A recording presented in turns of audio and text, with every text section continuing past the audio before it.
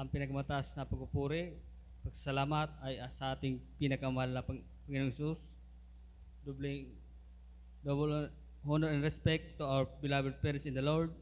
Patuloy po nating inaalala ang mga pinagpalang aral at turo ng ating beloved Evangelist Pastor Willie Estrada Almida at sa beloved Assistant Pastor Lina C. Almida at sa lahat sa family, Almida family, sa lahat ng mga workers, preachers, sa inyo lahat mga kapatid.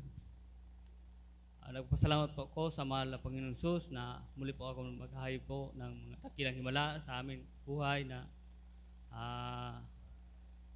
ginamit po ang aming beloved daughter na nagkasakit po siya ng demonposis, hallelujah, na kami din na hindi namin po alam na ako po na may sakit ng high blood, tapos ang beloved wife na insomnia, saka yung sakit niya sa paa, na kami po sabay-sabay po na binautismo po sa pangalan ni Jesus. Instant po kami pinagaling, hallelujah. Praise the Lord. Pinapasalamatan ko po ang malaping ni Jesus na kami po sa kabagan po na 3 bihis po kami nagkasamba po sa isang linggo, hallelujah.